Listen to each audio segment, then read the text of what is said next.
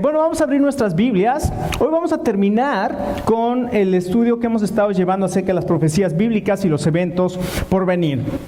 Déjeme decirle, ¿por qué estudiamos profecía? Siempre está esa pregunta, ¿para qué estudiamos profecía? La profecía no es práctica en nuestra vida. Bueno, escuche, si está en la palabra de Dios la profecía, ¿por qué cree que es? Porque es práctica para nuestras vidas. Necesitamos conocer lo que va a suceder en el futuro. ¿Por qué? Hace muchos años, ¿recuerda usted la película de Rocky 3? Todas esas series de películas de Rocky 1, Rocky 2, Rocky 3. Rocky 3 es cuando Rocky se enfrenta a este moreno del Mohawk acá y el Mr. T, ¿no? Se llamaba Colbert Lang en la película. Y me acuerdo que un día mi tía estaba viendo esa película, eso me lo contó mi primo. Me dice, estábamos viendo la película de Rocky 3, dice, yo ya la había visto. Entonces me senté con mi mamá y empezamos a ver la película. Cuando empezamos la pelea, y pues pobre Rocky, ¿se acuerda cómo le fue con la pelea con Cumberland? Como él, obviamente, la fama le subió y en lugar de entrenar andaba en todo tipo de cosas. Mientras Colbert Lang estaba entrenando durísimo para esa pelea contra el campeón del mundo, llegó el momento en que viene la pelea y a pobre Rocky le empiezan a poner una golpiza. Entonces mi tía, viendo la película, se comienza a intrigar, le decía a mi primo, ¿quién gana? Y mi primo le dice, pues ve la película. Dime quién gana. Mamá, ve la película. Y que le empieza a pegar ahí como Colbert Lang a Rocky. Dime quién gana. Entonces lo golpeó para que le dijera quién ganaba. Entonces mi primo se moría de la risa, yo también, porque queremos y necesitamos saber qué hay en el futuro. ¿Por qué? Porque el saber lo que va a pasar en el futuro, el saber que ya Dios ha ganado la victoria y cómo la gana, eso me da seguridad.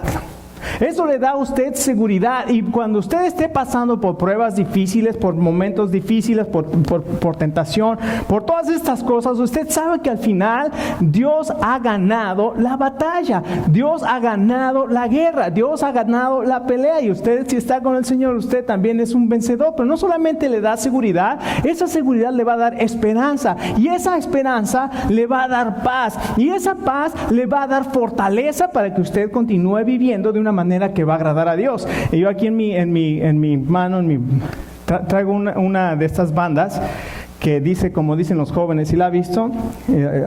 Muchos la ven y dicen, whatever. Y dice Colosenses 3:17, porque dice, y todo lo que hagas, sea de palabra o de hecho, hazlo para la gloria del Señor. Entonces, todo lo que hagamos, recordemos, ya tenemos la victoria, y que todo lo que hagamos sea siempre y que vivamos para la gloria del Señor. Ahora, vamos a ver este día, vamos a ver el juicio final. Llegamos ya al final de lo que va a suceder en el futuro, y aquí encontramos entonces el juicio final. Y aquí en el libro del Apocalipsis, Juan describe 3 escenas y comienza con la frase y vi. Pero si podemos poner la siguiente pantalla, porque creo que ya me brinqué mucho. Ok, entonces llegamos a la batalla del Armagedón, que fue lo que vimos la semana pasada. Ahí el Señor Jesucristo regresa a la tierra a establecer y a juzgar la rebelión de las naciones y a establecer su reino de 1000 años en la tierra. Pero al final de este tiempo de 1000 años vendrá lo que se llama el juicio del trono blanco, o el juicio final. El juicio del trono blanco es como está descrito en la Biblia. El juicio final es el término con lo que generalmente nosotros conocemos a este juicio, el juicio final o el juicio del trono blanco. Así es que al final del Apocalipsis, Juan describe estas 3 escenas que comienzan con la frase y vi. Y cuando nosotros llegamos al capítulo 20, vamos a ver que Juan comienza a describir lo que pasa al final, diciendo y vi. Es decir, vamos a ver 3 cosas. Vamos a ver el establecimiento del reino milenial. Vamos a empezar con el encadenamiento de Satanás. Es lo primero que Juan ve y describe, que Satanás es encadenado por 1000 años. Después nos dice algunas cosas que van a suceder en el milenio. No nos dice todo. Ahí nada más escribe 2 versículos que nos dicen cosas que van a suceder, algunos aspectos del milenio. Pero después llega a lo que es el juicio el juicio final, al final de esos 1000 años. Entonces vamos a ver estas tres cosas en Apocalipsis capítulo 20. Así que vamos a ponernos de pie un momento, vamos a leer Apocalipsis 20, vamos a leer algunos versos de Apocalipsis 20 y acompáñeme en la lectura. Yo lo voy a leer en la Nueva Versión Internacional, usted lo puede seguir si tiene la Reina Valera, lo puede seguir en la Reina Valera. Y dice así: vi además un ángel que bajaba del cielo con la llave del abismo y una gran cadena en la mano.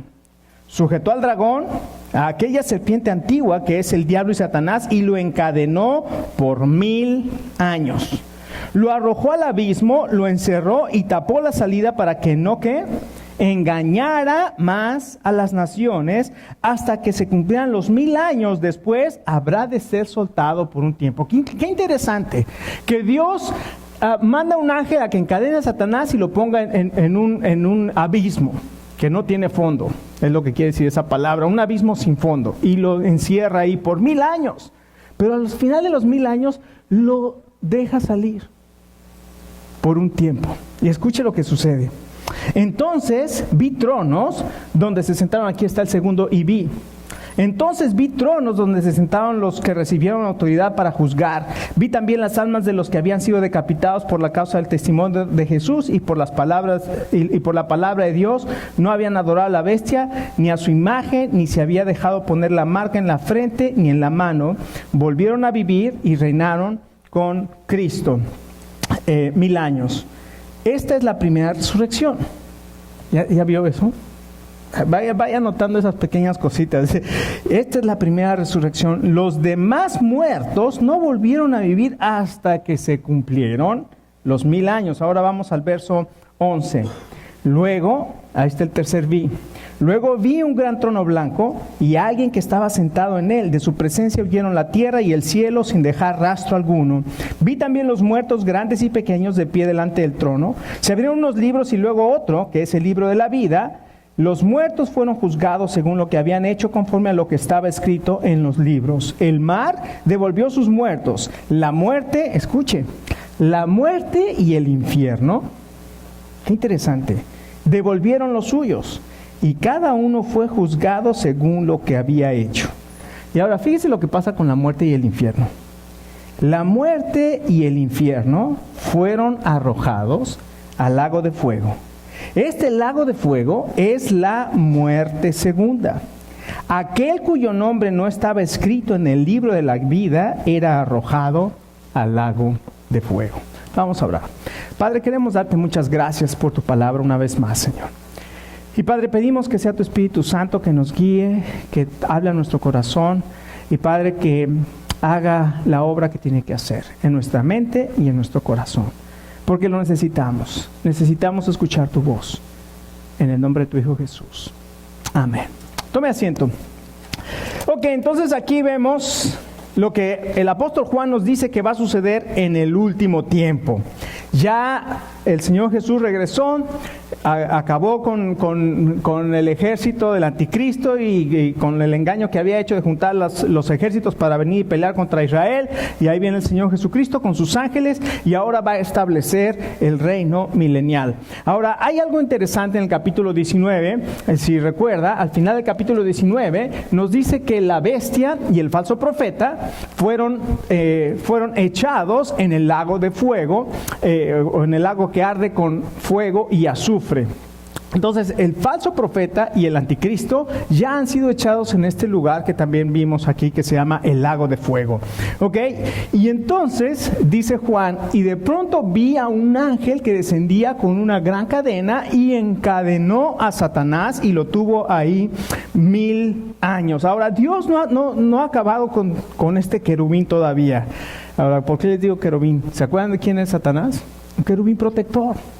Satanás era un querubín protector, el que estaba delante del trono de Dios y con sus alas, esa palabra habla de que llevaba la alabanza de toda la creación. Satanás era el encargado de recoger toda esa alabanza, se llamaba Lucifer en aquel entonces, y recogía toda la alabanza y la llevaba a Dios. Hasta que un día, dice Isaías 14, dijo: yo soy tan perfecto que yo puedo ser Dios. y quiso tomar el lugar de Dios. En su orgullo quiso tomar el lugar de Dios, y ahí fue cuando Satanás fue derrocado por Dios. Es más, Dios lo condenó y Dios lo quitó y lo sacó del huerto del Edén y lo lanzó a la tierra. Fue el orgullo. Ahora escuche, la palabra de Dios dice que Satanás es padre de mentira. Satanás es un orgulloso y es un padre de mentira, y Satanás quiso vivir fuera de la voluntad de Dios, quiso vivir independiente de Dios y se quiso sentar en el trono de Dios como Dios. Y escuche, ese es el mismo engaño. Acuérdese, Satanás es un engañador, y aquí lo dice, fue encadenado para que no engañara más a las naciones. Todo lo que hemos estado viendo en estas profecías, les he dicho varias veces cómo Satanás es un engañador y utiliza todo lo que puede para engañar. Inclusive la palabra de Dios dice en el libro de Corintios que no es maravilla, porque aún Satanás se disfraza ¿de qué? De ángel de luz para engañar. Entonces muchas veces cuando no está en la palabra de Dios, todo lo que se dice, pasa, milagros aquí o cosas acá que no están en la palabra de Dios, tenga mucho cuidado, porque puede ser un engaño de Satanás, inclusive un ángel de luz que se puede aparecer, pero no es, si no es lo que la palabra de Dios dice, es una mentira. Entonces tengamos mucho cuidado, porque Satanás es un engañador. Escuche, a muchas personas nos ha engañado Satanás. ¿En qué sentido nos ha engañado? Gracias a Dios ahora ya he sido perdonado, redimido y he sido lavado por la sangre de Cristo.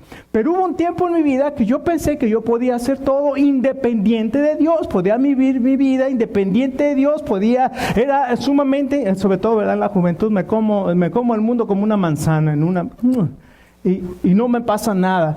Y así es el diablo te va a engañar creyendo que tú eres autosuficiente, que tú eres lo único, que tú eres lo máximo en tu orgullo, en esa soberbia terrible, que piensas que no necesitas nada. Eso es lo que llevó a Satanás a su caída. Eso fue lo que Satanás utilizó contra el hombre y la mujer en el huerto del Edén. Con que Dios ha dicho, no le creas a Dios. Mira, lo que pasa es que Dios no quiere que tú seas como Él, pero el día que tú comas de ese fruto, vas a ser como Dios. ¿Y qué sucedió? Tomaron del fruto porque querían vivir independiente de Dios. El pecado es vivir independiente de Dios. Esta mañana pregúntese usted si usted está lleno de soberbia, de orgullo y está queriendo vivir independiente de Dios. Si es así, déjeme decirle, hay perdón en la sangre de Cristo. Hay perdón en el Señor Jesús, y usted puede regresar y encontrar paz y puede encontrar propósito en su vida. Usted fue creado para Dios. Cada uno de nosotros fuimos creados para Dios, y hasta que nuestra vida no está en armonía con Dios a través del perdón que tenemos en Jesucristo, nuestra vida no va a tener sentido ni propósito, todo nos va a parecer aburrido, todo nos va a parecer que no tiene sentido, hasta que encontramos al Señor Jesucristo y encontramos su perdón. Ahora, aquí nos habla en el verso 1 y 2, nos habla del tiempo que va a estar Satanás encadenado, y dice que va a ser por 1000 años, y aquí habla de una llave. El ángel llegó con la llave del abismo y con una cadena, y encadenó y puso a Satanás encadenado, que dice aquí que es la serpiente antigua, el diablo y Satanás. Por eso sabemos que la serpiente de Génesis es Satanás, porque aquí la palabra de Dios se interpreta sola y aquí lo dice. Entonces este ángel viene con la llave del abismo. Lo interesante es que esta llave, si usted lee Apocalipsis capítulo 9, usted se va a encontrar con que el quinto ángel, en el juicio, acuérdense, el juicio durante la tribulación, hay un ángel que se llama el juicio de las trompetas. Hay 7 sellos, 7 trompetas y 7 copas. En el quinto juicio de las trompetas, un ángel toca la trompeta, y entonces cae un cometa o una estrella, cae con la llave del abismo. Muchos piensan que esa estrella que cae es Satanás, que trae la llave del abismo, y abre ese abismo y sale una infestación terrible que dice aquí como de langostas, pero la mayoría de los intérpretes piensan, y yo con ellos, que eso va a ser una invasión de demonios terrible. Acuérdense que ese tiempo de la tribulación va a ser un juicio tras juicio tras juicio, y uno de esos juicios es que van a salir demonios y van a atormentar a los seres humanos. Lo puede ver en Apocalipsis capítulo 9. Ahora, esa misma llave, al parecer al menos es la misma palabra y es la llave, ahora está en posesión de este ángel. Y este ángel lo que va a hacer es poner a Satanás y lo va a atar y lo va a poner en ese abismo que no tiene fondo. es la palabra que dice esa palabra abismo. Es un abismo sin fondo y ahí lo va a encerrar y ahí va a estar por 1000 años encadenado. Ahora, no nada más es el tiempo de los 1000 años, sino también cuál es el motivo por el cual va a estar ahí los 1000 años. ¿Se acuerda cuál es el motivo? Verso 3. A ver, si usted piensa, dice, ¿para qué Dios va a encadenar a Satanás por 1000 años? ¿Ya vio? Para que no engañe. ¿Por qué? Porque Satanás es un mentiroso, es el padre de mentira y es un engañador. Entonces, durante 1000 años, mientras esté el reinado de Jesucristo aquí en esta tierra y todos sus santos reinando con Él, todos los justificados reinando con Él durante ese tiempo, Satanás va a estar metido ahí en un abismo y no va a poder engañar a nadie. Pero al final va a ser suelto. Recuerde, Satanás es un engañador y Satanás, dice la palabra de Dios, que ha cegado el entendimiento de los incrédulos para que no les resplandezca la luz del Evangelio. Es decir, una de las labores que hace el diablo y que tiene Satanás ahora es ponerte una venda en los ojos para que no puedas entender el amor de Dios por ti. Para que no puedas entender y aunque puedas ver la cruz y las películas de Navidad y las películas de Semana Santa, no puedas entender lo que eso significa para ti. Pero cada que la palabra de Dios, la acción de la palabra de Dios y el Espíritu Santo comienza a tocar tu vida, esa venda puede ser quitada para que la luz del Evangelio te resplandezca y tú puedas recibir ese regalo maravilloso que es el perdón de Dios y puedas recibir el Espíritu Santo y entonces de pronto tus ojos se aclaran, comienzas a ver y comienzas a entender el propósito de Dios para la vida, para tu vida y el Señor Jesucristo lo que hace es librarte de la mentira y del engaño. El Señor Jesucristo dijo, conocerán la verdad y la verdad los hará libres. El Señor Jesucristo dijo, yo soy el camino y la verdad y la vida. Así es que en Jesucristo tenemos a aquel que nos puede dar, quitar la venda de los ojos y que podamos ver. Al contrario que Satanás va a querer enceguecerte y va a querer engañarte. Ahora, aquí dice que después va a ser suelto por un tiempo. Y aquí es donde se pone medio difícil la cosa. Porque dice la palabra de Dios que Satanás va a ser suelto y va a engañar a las naciones. Dice, ¿dónde está? Lo arrojó al abismo y dice, y lo tapó la salida para que no engañara más a las naciones hasta que se cumplieran los 1000 años, después habrá de ser soltado por un tiempo. Entonces aquí nos dice que Satanás finalmente va a ser soltado y va a querer engañar a las naciones. Uno piensa, ¿y quiénes son las naciones? Y los que están ahí ya todos son redimidos y están en el milenio y ya Jesucristo es el rey y ya debe de estar todo bien. Escuche. Cuando el Señor Jesucristo viene, destruye a todos los ejércitos enemigos, pero hay incrédulos que aparentemente entran al milenio, entran al reinado milenial sin haber sido transformados. Y estos van a tener hijos y durante el milenio se van a reproducir y aunque ya no va a estar Satanás para engañarlos, pero al final va a ser soltado y va a engañar otra vez a los no redimidos y otra vez los va a juntar para querer tener un último intento de derrocar a Dios. Ahora, esto no es fácil de entender, pero les digo, esto es lo que aparentemente va a suceder al final de los 1000 años. Ahora, no solamente vemos entonces este encadenamiento de Satanás, sino ahora en el verso 4 vemos el reinado de los 1000 años. Y dice el verso 4, entonces vi tronos donde se sentaron los que recibieron autoridad para juzgar, y vi también las almas de los que habían sido decapitados por el testimonio de Jesús y por la palabra de Dios. Ahora, en estos versos no se nos dice mucho acerca de los 1000 años, pero lo que se nos dice es maravilloso. En otros pasajes de la Escritura nos dice muchas cosas acerca del milenio, de estos 1000 años, de este reinado de Jesucristo en la tierra. Por ejemplo, Isaías nos habla de que va a ser un reino caracterizado por la justicia. Otros pasajes nos dice que va a ser un reino caracterizado por la obediencia, por la santidad, por la verdad, por la plenitud del Espíritu Santo. Habrá paz, gozo, instrucción para alcanzar conocimiento pleno. Va a haber una alabanza unida, ya no habrá maldición, no va a haber enfermedad, ni muerte, ni dolor, ni lágrimas, ni nada de eso. Pero lo que este pasaje nos dice es que va a haber unos que se van a sentar en tronos. Y dice el verso 4, entonces ahí vi tronos donde se sentaron los que se les dio autoridad para juzgar. Y muchos piensan, dicen, bueno, ¿quiénes se van a sentar en estos tronos? Cuando el Señor Jesucristo regrese y ponga su reino, va a dar tronos para juzgar. Y aquí lo que la mayoría de los estudiosos piensan es que es la iglesia que Dios le va a dar capacidad y autoridad para juzgar. ¿Y a quién va a juzgar? Bueno, ya Dios, el Señor Jesús acabó con los ejércitos invasores, con todos los que estaban en contra del Señor Jesús, con los que seguían al anticristo, pero aún quedan los ángeles caídos. Ahora, 1 Corintios capítulo 6, cuando habla acerca de los juicios entre hermanos, dice, ¿y por qué un hermano cuando tiene un pleito con otro lo lleva a juicio y entra ante las cortes humanas?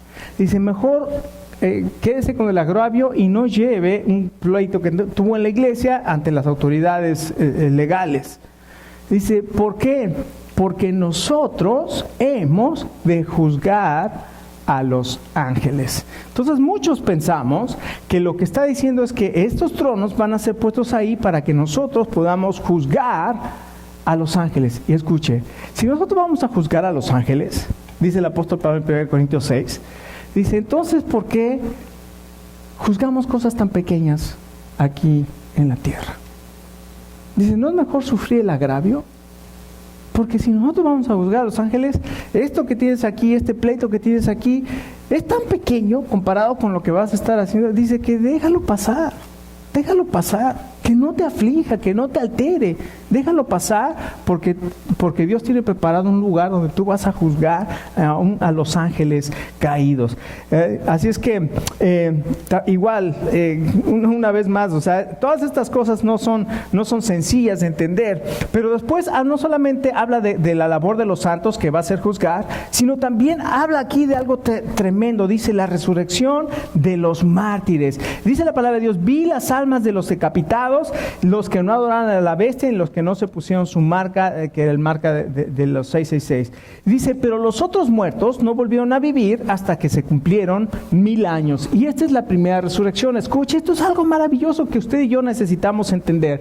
La Biblia habla de 2 resurrecciones. La primera resurrección y después, como leímos al final del capítulo 20, la segunda resurrección. Y dice que bienaventurados los que participan en la primera resurrección, porque la segunda muerte no tiene poder sobre ellos.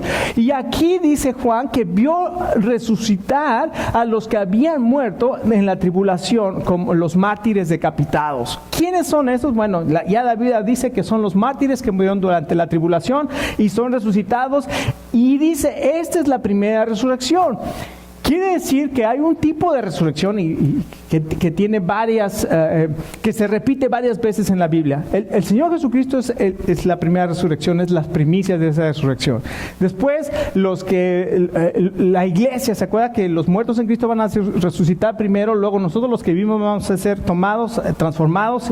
Y después habla de esta resurrección. Los mártires van a ser resucitados y al final va a haber otra resurrección, pero no es la primera resurrección. Es decir, la primera resurrección es únicamente, escuche, es únicamente para creyentes. ¿Escuchó? La primera resurrección es ¿para quién? Únicamente para los creyentes. La segunda resurrección va a ser para los incrédulos, que es lo que vamos a ver aquí más adelante. Entonces, esta primera resurrección es únicamente para los creyentes. Y dice la palabra de Dios, dichosos los que tienen parte en la primera resurrección, la segunda muerte ya no tiene poder sobre ella. Así es que nosotros vamos a estar reinando con el Señor Jesucristo por 1000 años, aquí lo dice, como sacerdotes de Dios. Ahora, escuche, al final de los 1000 años se nos dice que va a venir esta última rebelión de Satanás. Satanás va a ser soltado, va a salir, va a engañar a las naciones y los va a juntar aquí lo que dice en Gog y Magog. Ahora esto también es difícil porque nosotros ya vimos que una de las cosas que sucede en la campaña de la batalla del Armagedón es que Gog y Magog vienen y descienden, son las naciones que pertenecen a este bloque, vienen para invadir Jerusalén, y Dios los derrota de una manera milagrosa. Entonces uno dice, bueno, si ya Gog y Magog fueron derrotados en la batalla del Armagedón, ¿por qué aparecen acá? Aparentemente lo que la palabra de Dios está diciendo es esto. Está comparando a este ejército de Gog y Magog, que fue una rebelión para venir a pelear contra el Señor Jesucristo. Dice, una vez más va a haber una rebelión semejante a la de Gog y Magog, donde se van a reunir las naciones para venir, las naciones engañadas por Satanás para venir a pelear contra el Señor Jesucristo. Y dice, el Señor los va a acabar así, como fuego, va a salir fuego consumido y se va a acabar esa rebelión. Pero después, lo más interesante de esta sección es lo que viene al final. ¿Qué es el juicio final? Y vi, después dice el verso 11, luego vi un gran trono blanco y alguien que estaba sentado, delante del cual huyeron el cielo y la tierra sin dejar rastro alguno. Vi también los muertos, grandes y pequeños, delante del trono, y se abrieron unos libros. Lo primero que vemos aquí es las personas del juicio. Vemos el trono blanco y uno que está sentado en el trono blanco. Seguramente es el mismo Dios. Jehová Dios sentado en el trono blanco.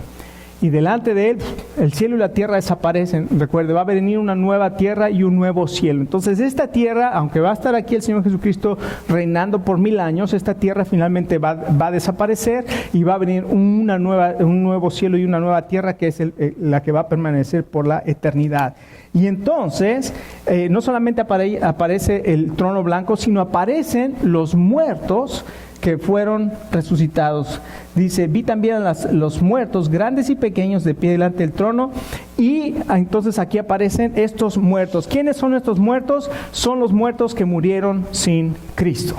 Son los que se rebelaron, que nunca recibieron al Señor Jesucristo, que tuvieron la oportunidad y que lo rechazaron, que tuvieron el testimonio en su corazón y lo rechazaron, que escucharon y lo rechazaron, que no les importó lo que el Señor Jesucristo hizo en la cruz del Calvario y rechazaron al Señor. Y entonces va a llegar el día en que van a tener que presentarse delante de Dios y el Señor los va a juzgar. Ahora, lo que va a suceder, no solamente están presentes ahí los muertos delante del trono blanco, sino aquí dice algo tremendo. Dice, había unos rollos o unos libros. Y dice, y los libros fueron abiertos. Uno de esos libros dice que van a ser juzgados de acuerdo a las obras que habían en ellos. Entonces, uno de esos libros va a tener desde el día en que naciste. Va a estar registrado, fulano de tal, ahí está el día en que nació, y ahí está el primer día que tuvo conciencia y desobedeció a su mamá. El primer día que y va a comenzar ahí toda la lista de cosas que hiciste que desagradaron a Dios. Cada una de ellas va a aparecer en esa lista. Y claro, entre más grandes somos, malos pensamientos, malas palabras, malos deseos, adulterio, borrachera, drogadicción, van a aparecer todas estas cosas ahí amontonadas, y todo esto hiciste en contra de Dios. Y cuando Dios vino y te dijo, pero yo quiero perdonarte, quiero deshacer todo eso porque mi Hijo Jesucristo tomó todo eso que es tu culpa y lo recibió en su cuerpo para darte perdón, pero la palabra de Dios dice aquí, tú lo rechazaste. Ahora escucha, aunque Dios tiene todo ese archivo, todo ese file de todos nuestros pecados, lo que te va a condenar no son tus obras. ¿Escuchaste? Lo que te va a condenar no son tus obras, sino lo que te va a condenar es que tu nombre no está escrito en el libro de la vida del Cordero, porque la Biblia dice, y todo aquel que su nombre no fue hallado en el libro de la vida del Cordero, aunque tuvieras todas estas cosas, si tu nombre está escrito en el libro de la vida del Cordero, tú no vas a sufrir ninguna pena, ninguna muerte, ninguna condenación. Pero ¿qué sucede? Dios es tan justo que te va a mostrar que aunque tú tengas todas esas, Jesucristo, su sangre es poderosa para librarte de todo pecado. Y te va a decir y va a decir a las personas en aquel momento, si tu nombre está escrito aquí, porque el Cordero fue a la cruz y cargó con tus pecados y su sangre es poderosa para limpiarte. Cuando vea que tu nombre no está escrito en el libro de la vida, entonces dice la Biblia, vas a ser echado en el lago de fuego, donde ya está el anticristo, el falso profeta y el dragón. Ese lago de fuego, la Biblia dice que fue preparado para el diablo y sus ángeles, no para ti. No fue preparado para ti, porque el amor de Dios es tan grande que Él ha preparado el cielo. El Señor Jesucristo dijo, voy a ir a preparar un lugar para ustedes, y si me fuere, volveré a ustedes y los llevaré conmigo para que donde yo esté, ahí estén ustedes con nosotros. El propósito de Dios es salvarte. El amor de Jesucristo te quiere salvar, pero cuando una persona rechaza el amor de Jesucristo, lo único que le queda es el lago de fuego que arde con fuego y azufre, que la Biblia dice es la muerte segunda. El que participa de la primera resurrección, es decir, los creyentes, la muerte segunda ya no tiene poder sobre ellos. Ningún creyente va a ser echado al lago de fuego que arde con fuego y azufre, pero el que no cree va a resucitar, va a morir por segunda vez, va a resucitar esa segunda resurrección, segundo tipo de resurrección. La primera tipo de resurrección es resurrección para vida, la segunda resurrección, el segundo tipo de resurrección es resurrección para condenación. Van a venir, se van a presentar delante del Señor y ahí van a ser lanzados al lago de fuego, que es la muerte segunda. Todos los que son incrédulos y que han rechazado la gracia del Señor van a morir el día de su muerte, y después van a ser resucitados para después ser lanzados a ese lago de fuego, que es la muerte segunda. Y esa es la sentencia del juicio. Escucha, la palabra de Dios dice que la paga del pecado es la muerte, y es esa muerte segunda de la que habla Apocalipsis. Mas el regalo de Dios es vida eterna en Cristo Jesús, Señor nuestro. Esta mañana, cada uno de nosotros, si tú ya has hecho esa decisión de qué vas a hacer con tu vida, si vas a seguir en tu camino, o si en esta mañana tú le quieres decir al Señor, Señor Jesús, perdóname, yo creo que tú moriste en la cruz por mis pecados. En este momento, tu nombre va a ser escrito en el libro de la vida del Cordero. Y vas a comenzar una vida nueva. Dios te ofrece una vida nueva. Y si tú ya eres creyente, tal vez esta mañana el Espíritu Santo está hablando a tu corazón y te está diciendo, wow, o sea, yo sé cómo está mi vida, yo sé que se está escribiendo cada cosa en ese rollo, y gracias a Dios porque mi nombre está escrito en el libro de la vida del Cordero, pero no estoy viviendo como debería vivir. Necesito arrepentirme y necesito regresar a los caminos del Señor. Necesito dejar todas aquellas cosas que me están afectando mi caminar con el Señor. Y en esta mañana tú puedes restaurar tu comunión con el Señor. Ven a los caminos, camina con el Señor. Y si tú nunca has caminado con el Señor, esta mañana es el día que tú puedes establecer el perdón de tus pecados, o sea, solucionar ese problema de tus pecados, el perdón de tus pecados, y comenzar una vida nueva. Vamos a poner